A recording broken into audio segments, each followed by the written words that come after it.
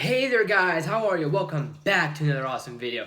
And I can't believe it is my 100th video. And for this 100th video, I'm gonna give you guys something extraordinary, something big, something bad, and what else can I give you that's more big and bad and evil is the best villains of all time.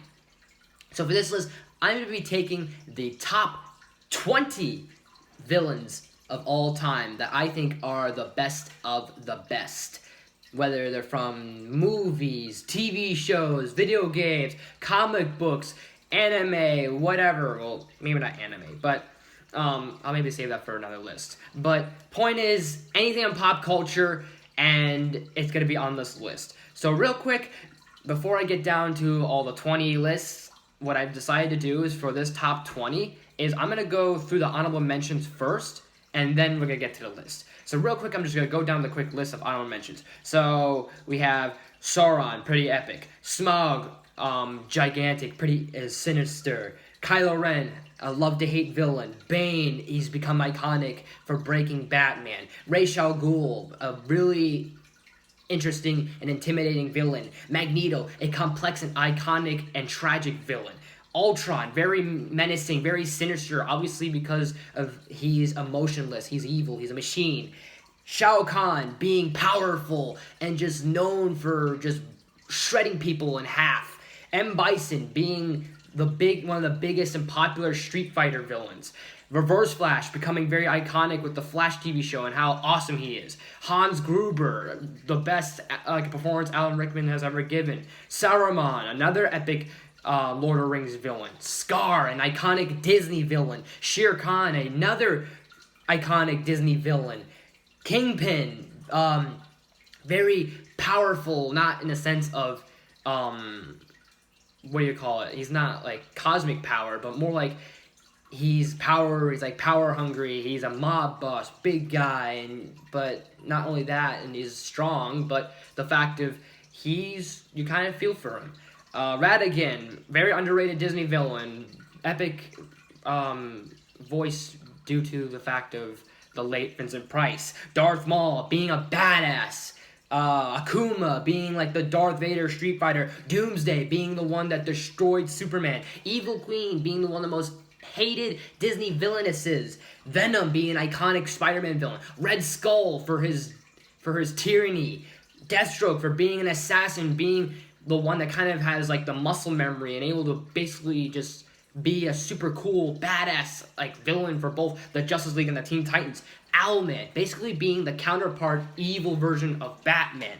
Carnage, being a more crazier, more like psychotic version of Venom and more like a killer. He has really brutalized people over the years. Baron Zemo. He's one of my favorite Marvel villains, and I think he's a great Captain America villain, even though some people might think he looks silly with the purple outfit, but he makes that outfit look cool. Zoom! I love what the Flash did with Professor Zoom in Season 2, making him Zoom more menacing and such like this scary threat. Red Hood. He's just such a great guy. Not a great guy in general, but I mean as a villain because of his ideology.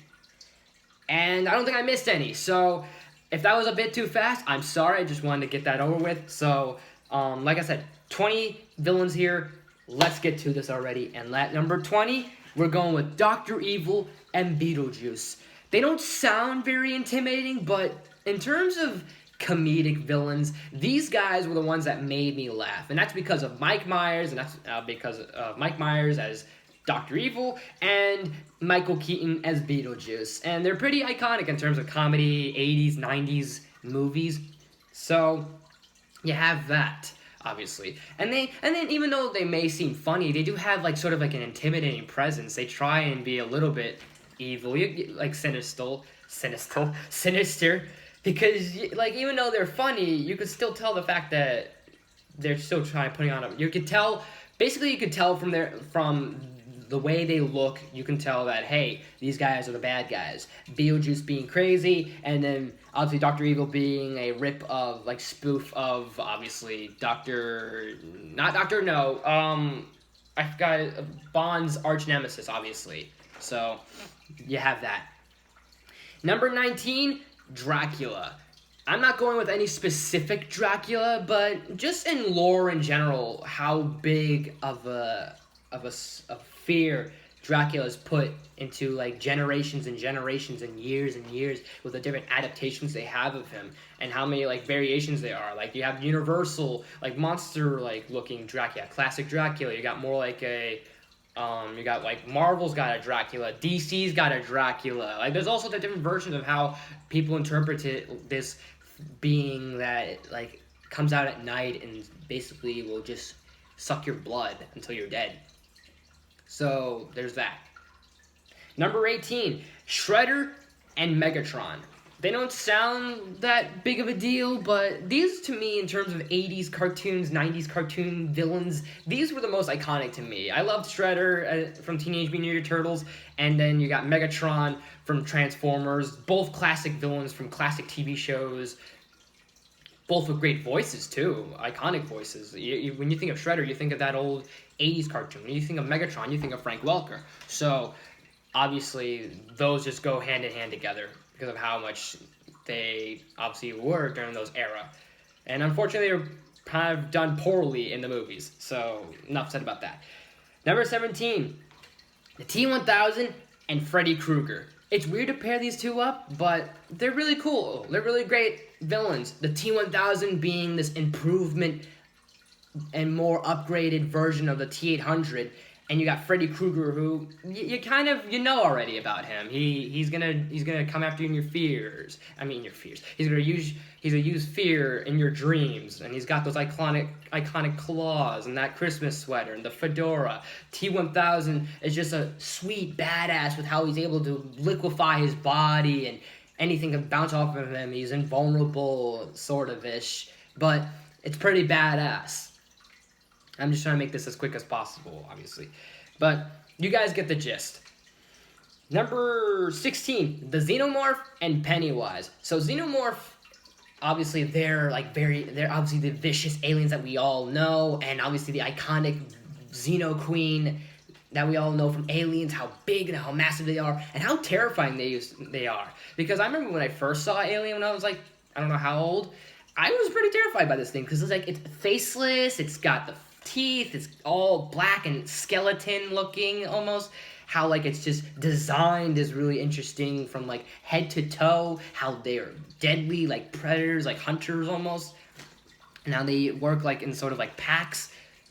Well, actually they don't work like in packs, what am I saying? But point is, they work like animals. They're vicious, they're deadly, they're iconic for a reason, with the whole the face hugger, the chest burster, like all these other things. And then Pennywise is one of those things that obviously, yeah, it's one of those characters that takes something innocent and made it into something creepy. But now, because of a character like Pennywise, you've got people that are afraid of clowns, and especially the fact that the idea that this is a character that is otherworldly, and we have no clue where this guy comes from, but we want to know whether it's otherworldly, other-dimensionally.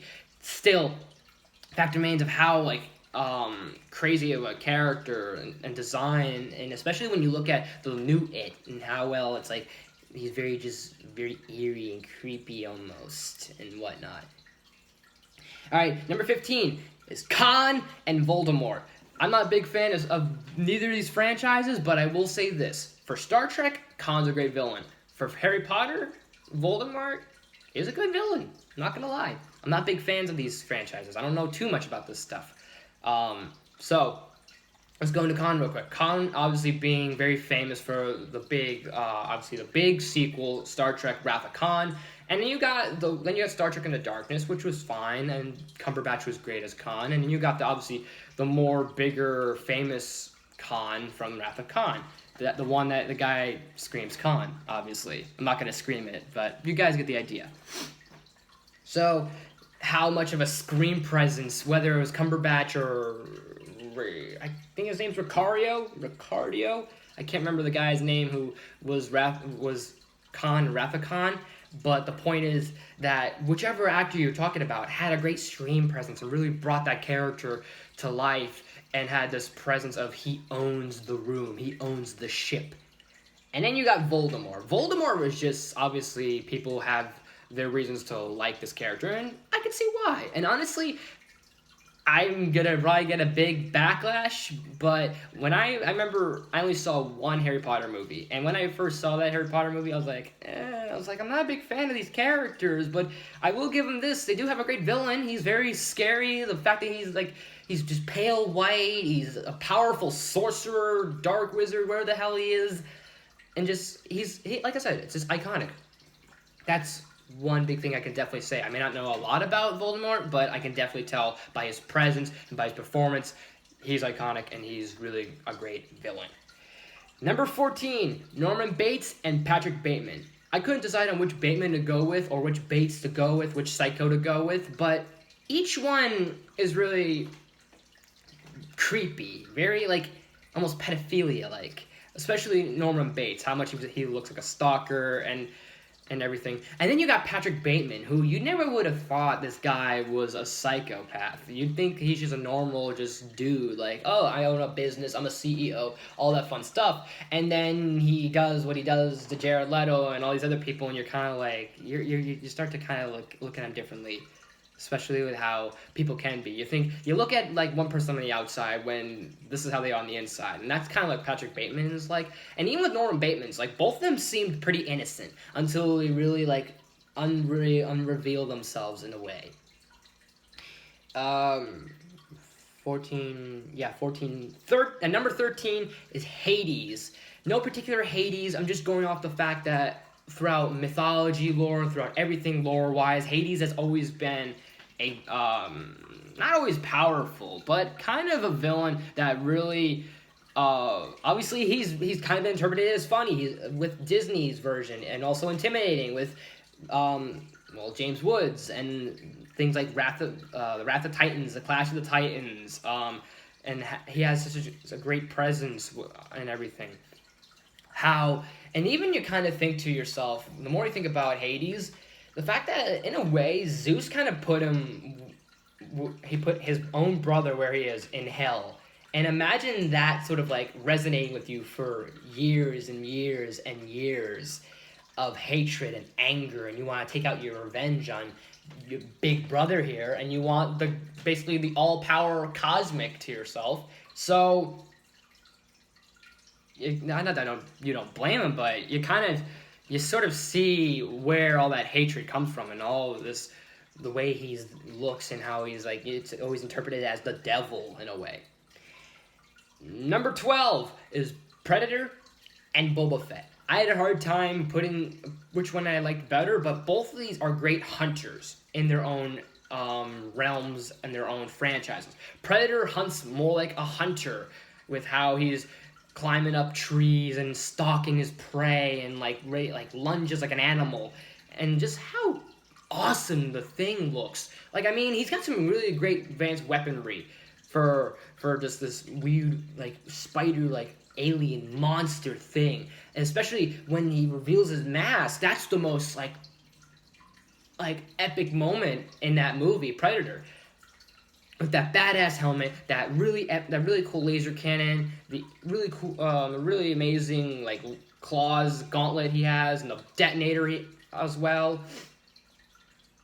and obviously his invisibility.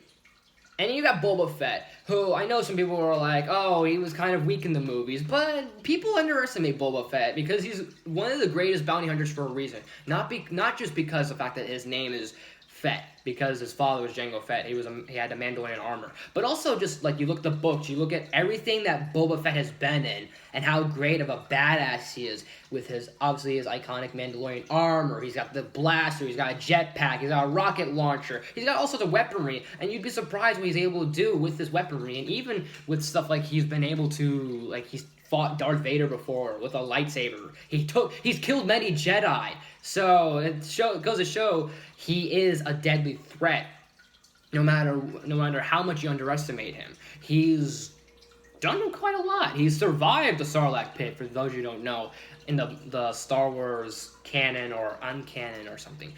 Anywho, he's done that. I know he's fought Vader before. He just has a really great intimidating silence to him. The fact that he even trained not that he trained Jedi, but I mean, he was able to use a Jedi lightsaber pretty damn well. So if that doesn't say any badass to you, I don't know what does. Shit, we're at 12, yeah. Number 11 is the Terminator, the T800. I couldn't go on this list without saying the T800, because honestly, he's the reason why we have the Terminator franchise. Arnold has as this character, very strong, very just stone cold, merciless machine. And I think that's just enough said to say about this character. I know, obviously, the franchise as a whole hasn't gone uphill lately, but if you look at just T1 and T2, those are the best movies, and those are the kind of where this character shines, and obviously this is where the Terminators came from, if we didn't have this character. How iconic the exoskeleton is, the score, everything about the Terminator is great. Okay, top 10. And my top 10 here. Number 10 is Agent Smith and Koba. Agent Smith from The Matrix and Koba from Dawn of the Planet of the Apes. Agent Smith, again, kind of like with the Terminator, has a nice presence to him. Very stern, stone cold, like almost not soft-spoken, but very monotone.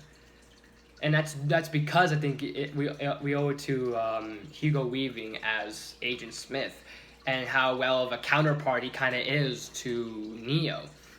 Especially when you get into the later movies. I know some people aren't big fans of Reloaded and Revolution, and people hate to talk about Reload and Revolution. But I'm gonna be honest real quick.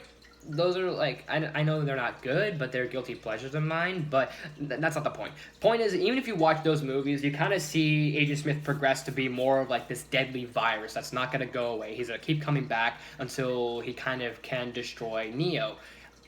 Kind of like a back and forth yin and yang thing. And you got Koba, who he was just a really great villain with his ideology and the performance by Toby Kebbell and how he kind of saw humanity. And in a way, you kind of think he's not wrong in some cases, because a lot of these villains, although are evil and are sinister and are cruel and despicable, you kind of think at times some of their retrospects and their point of views do have a case to be made. And Koba kind of has a small case about how we kind of just treat society and how we just kind of treat things in general, without kind of saying too much with the Planet of the Apes movies, but how great he shows up as an antagonist for Caesar. At number 9 is Admiral Thrawn. Now, I love the fact that he's in Star Wars Rebels, but the main reason why I like Admiral Thrawn for who he is because of how of a smart tacticianist he is. Not that any of the admirals or any of the Grand Admirals in the Star Wars universe aren't good. Like obviously we have Tarkin. Tarkin's great, but there's something about Admiral Thrawn that makes him very smart, very intellectual. He's very calculated, and he thinks it's all in a chess game. He's one piece ahead of you. And that's what's really interesting, because he always has a backup plan. And not that anybody else has a backup plan, or not that anybody else can do this, but there's just something about Thrawn that he does this so much more better, and his species is very intellectual in the Star Wars universe. They're known for being the most smartest beings in the universe, and to have this guy be such a great threat without having to be a force wielder or a gunslinger or a lightsaber wielder is amazing and kind of groundbreaking in a sort of sense, and very underrated for someone who obviously doesn't have force powers. Because not all the Star Wars villains need to have force powers. I mean, they're great with their force powers and with lightsabers and lightning and stuff. But then there's guys that you kind of look at and you're like, he doesn't need anything. This guy is just awesome on his own, and that's Thrawn. Number 8 is Lord Zedd. If I had to put a Power Rangers villain on here, it had to have been Lord Zedd. He was one of the most intimidating villains for me when I watched Power Rangers. I may not grew up with Mighty Morphin, but watching reruns of it, he had a really scary presence to me, and just that first appearance of Lord Zedd gives you an idea that he's a lot more darker and he's a lot more serious and he wants shit done. Especially in that moment of his throne and him just sitting there, and how like grotesque he almost looks, from like the veins, the metal, his brain, you see his organs, the veins, everything from head to toe just screams like the human body, except for the metal pieces, of course. But yeah, he's powerful, he's very just, he has that gruesome, like grievous voice to him.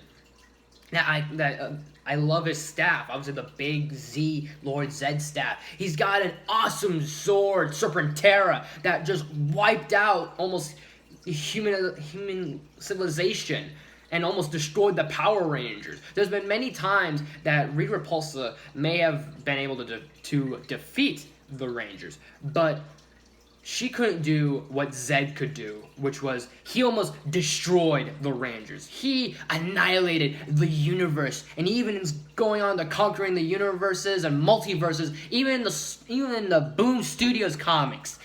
That's how great this villain is, to me at least, in terms of all Power Rangers villains. Number 7 is Elijah Prince, aka Mr. Glass.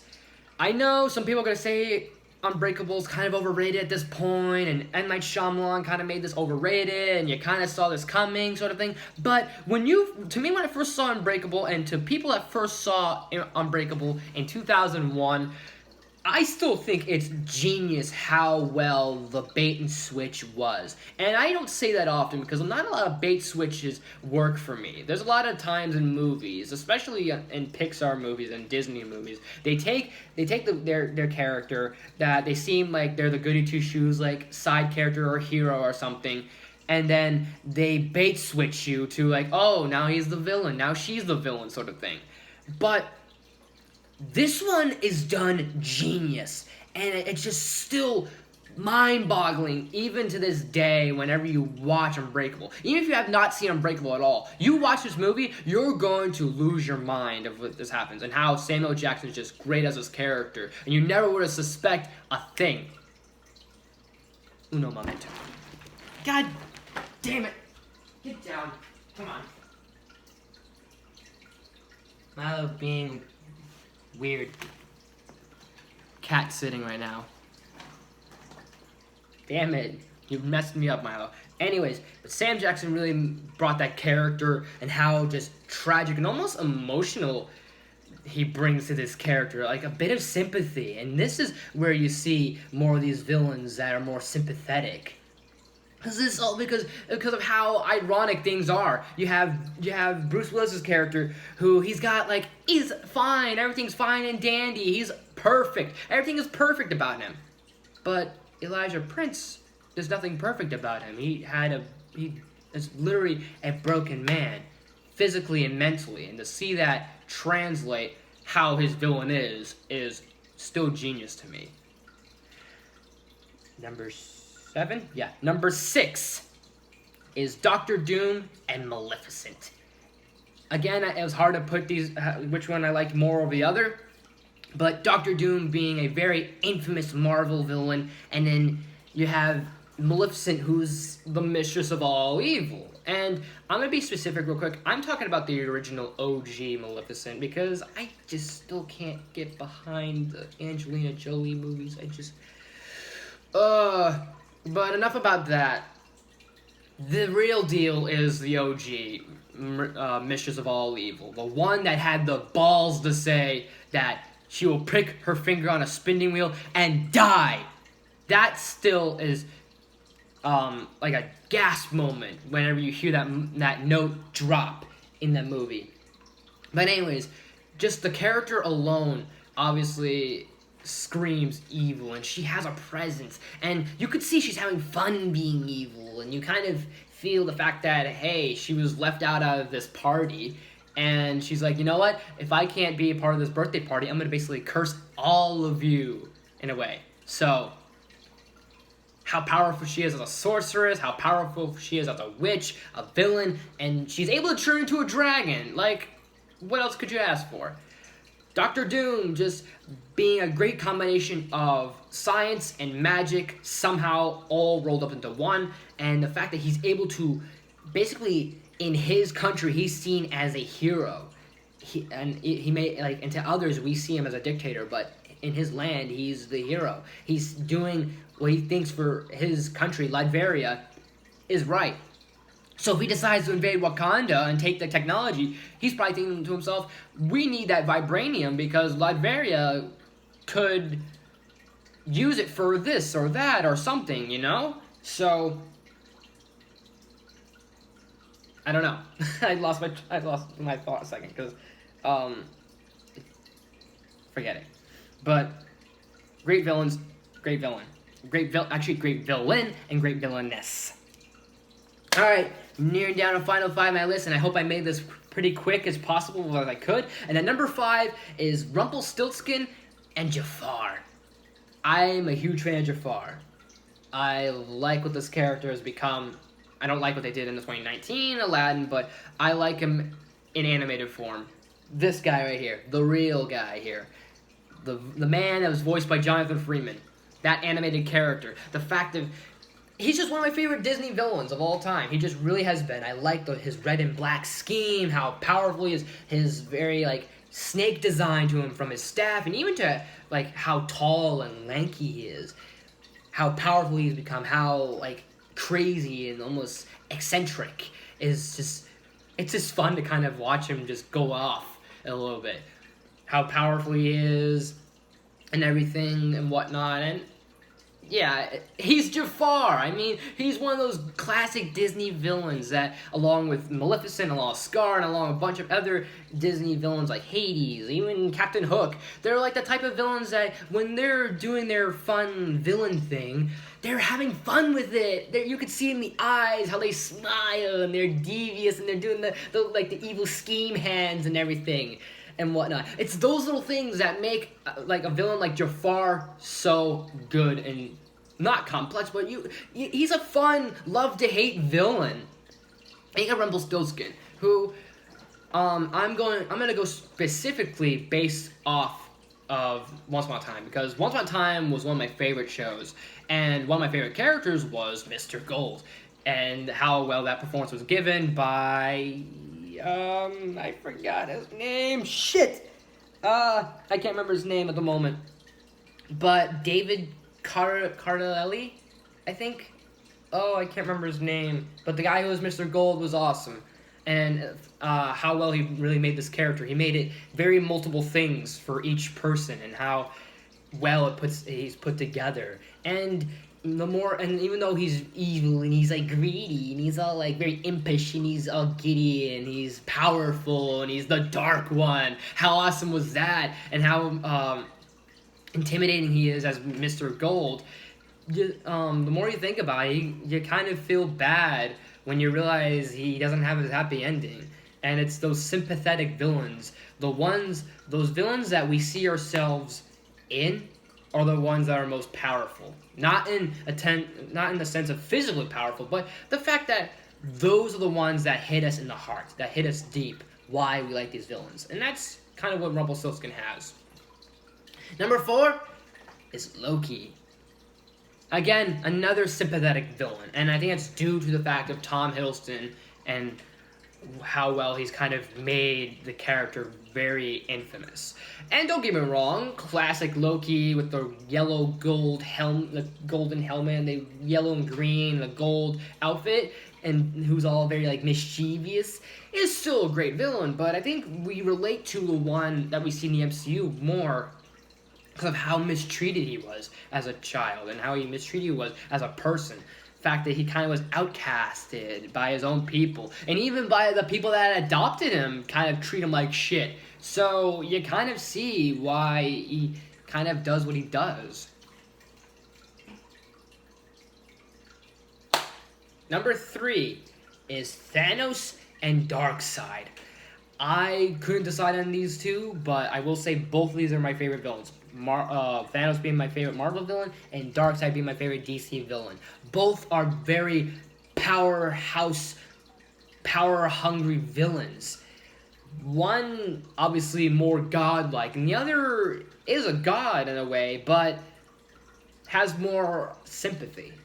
So let's get into Darkseid for a second, because we'll get back to Thanos for a moment. So Darkseid, he's just a really big, powerful dude, and the fact that this is a guy that can really hammer Superman down and almost kill him, still I think is great. His Omega beams, the anti-life equation, all this other stuff that makes Darkseid one of my favorite villains.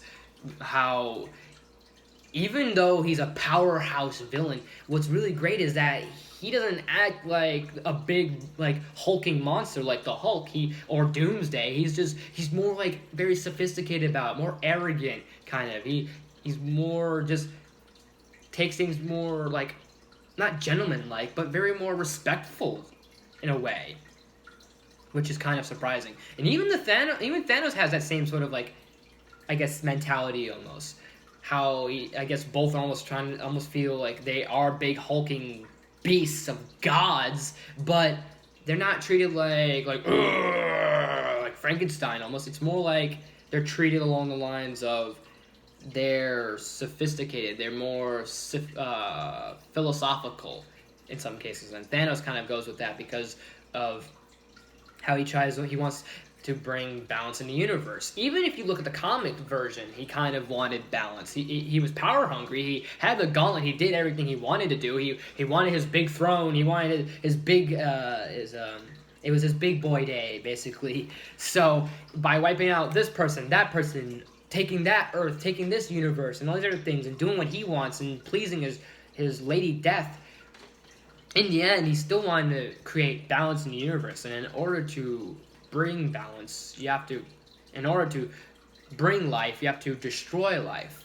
And that's still a strong, not moral, but it's just very strong and done pretty good. And it's amazing what the MCU has done with this character. And it was great to see him in Infinity War, and it was fantastic for him in Endgame by the motion capture and the character himself from Josh Brolin. Hopefully we can see something like that for Darkseid, but DC is just... Yeah, let's not talk about DC right now. I'm a big fan of DC. I'm a DC boy. I'm a DC man. DC fan too. But yeah, they're kind of like very like all over the place right now. So yeah. Anyways, number 2 is the Joker. As much as I like Darkseid more, there is something about the Joker. There always has and there always will be. That thorn in the side, how long Joker's just been a big phenomenon. How just crazy it is, the things that he's done. And no matter how many things he's done, Batman still won't kill him. And he is that yang to Batman's yin. The sort of chaos to Batman's order. The thorn in his side, like I said.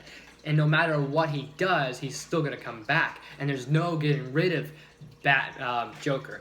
And kind of like with the 89 film, you have one made the other while vice versa. Joker made Batman, but Batman also made Joker. And in some cases, there's many interpretations of how they have created each other throughout the years.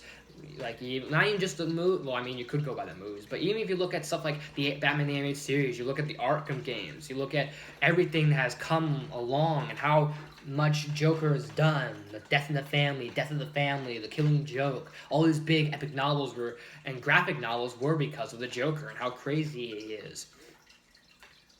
And he's just been around for years. How big of an impact this guy has left. And just how deranged he is and how much of how many Jokers we've seen over the years. A lot good, one bad, but still we have great Jokers to look at and just great character. Even if this is all in his head. Wow, I was about to say for a second, I was going to go into my honorable mention for a second, but I'm like, wait a minute, I'm all done with that.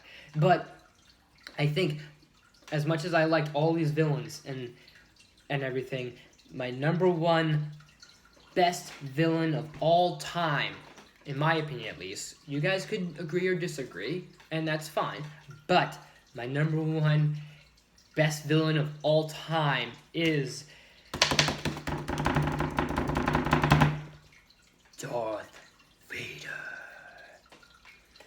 There's always been something about Darth Vader, no matter what. Even if I am a Star Wars fan or not, there's always been something about Darth Vader. How iconic he is. He's up there next to the Joker. It's always been a tie between these two in terms of the best villains of all time. It's either him or the Joker. It's one of them's always been number one. And it's always hard to pick because of how well they've left an impact in pop culture. Joker being the one that kind of basically is the wild card. Darth Vader is the one that he's the more sympathetic. If we're gonna go with sympathy and keep this ideal that these villains have ideologies and they have their reasons for being evil, and sometimes even their world, even in their minds, they're thinking they're the hero of their story. If we're gonna go by which one kind of has that more ideal, it's Vader. And it's not even his fault. It's because of how much darkness, how much evil has corrupted him to the point where this is his mentality, that the Empire is law, basically. Because to everyone else, the Empire is a dictatorship. In Anakin's mind, when has become Darth Vader, he thinks the Empire is basically saving the galaxy, and he has that mind of ruling the galaxy and thinking this is for the greater good, and because of the Emperor and all these other things that have influenced him. And just alone how great James Earl Jones is, and just how iconic of a Sith Lord, how iconic of a villain he is, let alone that, is just breathtaking, and all these villains are really awesome, but I think Darth Vader really takes the cake in many, many ways.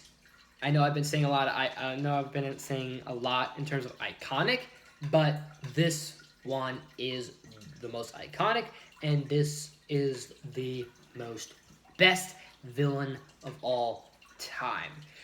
And those are the best villains of all time, in my opinion at least. Are there any I missed? Are there any that you guys think that are better? Let me know in the comments below. And as always, guys, thanks for watching. If you like this video, please smash the like button. If you're new to my channel, please subscribe. I do awesome videos every day, if not every week. And make sure you ring that bell to be notified of new videos, new content every day, every week, all that fun jazz. I'm still gonna let you guys know that I'm in the process of trying to fix my Adobe and also the fun things, because like I've said before, I'll say this again, my Adobe Premiere requires like upgrading, and right now I'm kind of very poor man in a way, but eventually, hopefully I'm hoping to get noticed and get paid off of YouTube. If not, I'm gonna still do this for you guys, and hopefully I'll start making some money so that way I can actually get some stuff going, make some better videos, and get some better content up in here and whatnot. I will still take suggestions. Just let me know in the comments. Let me know somehow some suggestions you want to see, whether it be a review, a top 10 list, anything in movie news, awesome news I can maybe do, maybe a vlog, something at this point, guys. I do take suggestions. I always do. And I know I'm getting a lot of suggestions for other stuff, and for stuff involving, you should edit this and edit that, and I will have those uploaded soon. I will hopefully get it fixed. I'm hoping I can have like a saving grace or a hallelujah, like Hail Mary moment for my channel, where I'm gonna be able to upload my videos that I have stored on here, because I have 3 videos stored on this Adobe here on my phone, which I'll say this before, I'll say it again. They will be the following. There'll be a review of the first episode of The Mandalorian. I did like way back and everything, because it was when The Mandalorian was first appearing on Disney Plus. So I did the first episode just to talk about The Mandalorian. I'll put that up. If I decide to talk more about the show, I'll probably talk more about season 2. Maybe I'll talk, if you guys want to hear more of my thoughts on season 1, fine, so be it. Just let me know. So there's that. I have a top 10, well, 2 top 10s actually. A top 10 I don't want to give this away, but I'm gonna have to say it anyways, just so that way people are gonna be like, okay, finally, because I know one person has been requesting this video for me for a while, and it's somewhere, it's stored in my Adobe, but it's my top 10 animated TV show showdowns. So anything, you know, I'm not gonna explain it. I'll upload that once I get my Adobe fixed, and I have another top 10 for the Disney Plus shows like What If, WandaVision, Winter Soldier and Falcon, Hawkeye, etc., etc., etc. So those will be happening hopefully soon. I'm really hoping. But in the meantime, just send me guys your requests and reviews you want to see, top 10s you want to see. I might have something. I think I might have something I'm gonna be doing this week because of Valentine's Day. So we'll do something like fitting for the theme. We'll see. Who knows? But you guys will have to find out. Request any. Just make suggestions. Let me know your thoughts, opinions down below in terms of just reviews. Like I said, games. I'll do games. I'll do comic reviews. I'll do all that stuff. All that and more. Just let me know. Anyways, guys, thank you so much for watching. And thank you so much for those of you that just stick around to this channel and those of you that have subscribed. And make sure you subscribe to this channel. It really means a lot to me. And all these things you guys do, like, comment, subscribe, and all these other things, it means a lot to this channel. And I'm trying to boost it up as much as I can and try and do as much as possible. And sure, there are some things that you guys are kind of like what the hell, man? I'm just trying to keep it going because of the algorithm, how YouTube works, obviously. So enough said about that. I think we all know that sort of story. So I try and do that, and I try and just upload things as much as I can.